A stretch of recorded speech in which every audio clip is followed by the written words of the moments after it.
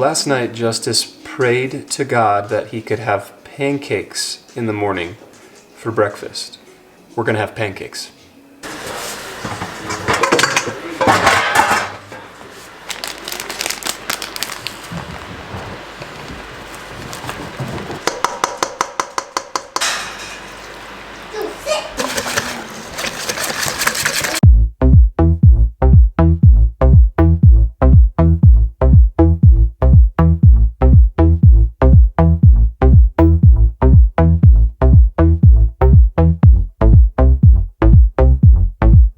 Delicious.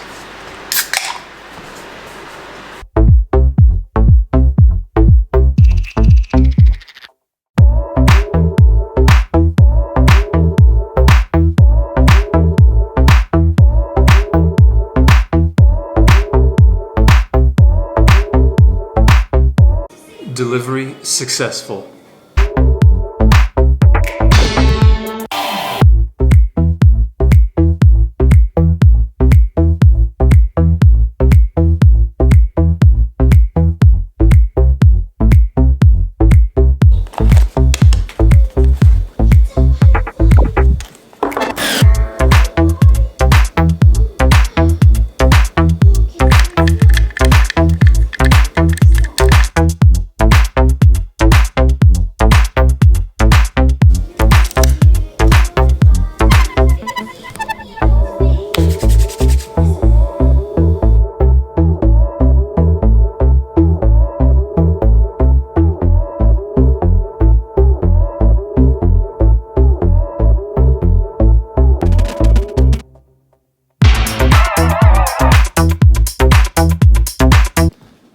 Here we got the new setup. So we got the adapter right here that can connect this larger lens to the smaller body. That camera just got a lot heavier. What is this? That is a wide angle lens. Here, we're gonna put it on this camera here. Let's see how this is gonna go.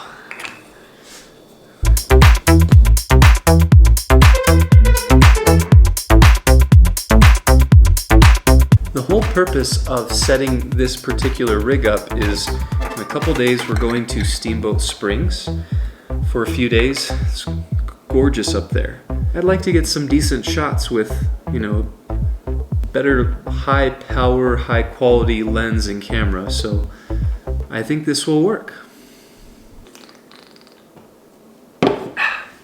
Today is day 219 in the vlog, and we are finishing 2 books of the Bible today. 2 Kings, we're looking at chapter 24 and 25, and 2 Chronicles, chapter 36. What we see in Chronicles is really a summary of more detailed oriented things that are happening in 2 Kings, so we're going to focus more on 2 Kings, although I think we will wrap up with what is in 2 Chronicles. This is the narrative of the last couple kings of Judah and the narrative of, in particular, the final sieges that Nebuchadnezzar brings upon Judah. The first one is where he takes away about 10,000 exiles, and he takes away a lot of the gold, the silver, the bronze, and the instruments that were used in the temple worship. Like I said, he's taking back to Babylon those 10,000 exiles, and those people that he was taking back were like the higher ups, the elites, if you will, in the Judean kingdom or culture in Jerusalem there. Then the second and final siege that we see in 2 Kings is when Nebuchadnezzar comes against Jerusalem again and takes now almost the majority of people into exile, destroys the temple, decimates the walls, the houses are destroyed, and the land of Judah and Jerusalem is just desolate. It's just laid to waste. This is such a key historical moment. Like when we talk about theology and different time frames in terms of scripture and when it was composed and all these different things, this moment is so key that we often speak in terms of the pre-exilic period, the exilic period, which was the 70 years. That was the GoPro talking to me. Then you have the post-exilic period, which was, well, after the exile, when they got to return back to Jerusalem. And as I was reading this, the thing that really caught my attention was at the very end of 2 Chronicles, chapter 36. It says, "Now in the first year of Cyrus, king of Persia, that the word of the Lord of the mouth of Jeremiah, a prophet, might be fulfilled, the Lord stirred up the spirit of Cyrus, king of Persia, so that he made a proclamation throughout all his kingdom, and also put into writing. Thus says King Cyrus of Persia, the Lord, the God of heaven, has given me all the kingdoms of the earth, and has charged me to build him a house at Jerusalem, which is in Judea. Whoever is among you of his people, may the Lord his God be with him. Let him go up."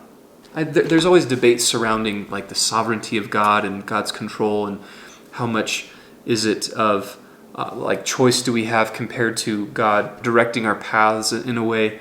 And regardless of the debate or the discussion you want to have, we do know that the control, the sovereignty, the power of God is a legitimate thing.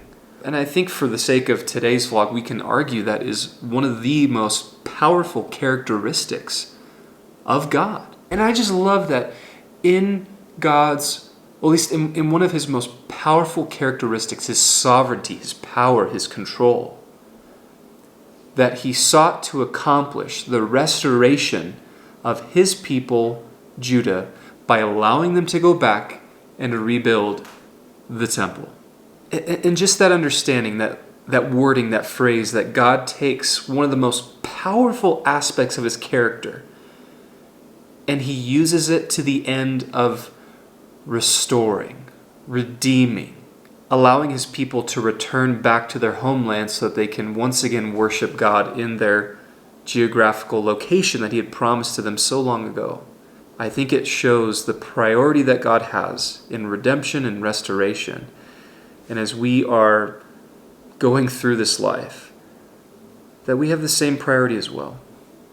God uses one of his most powerful aspects of his character to accomplish the work of restoration.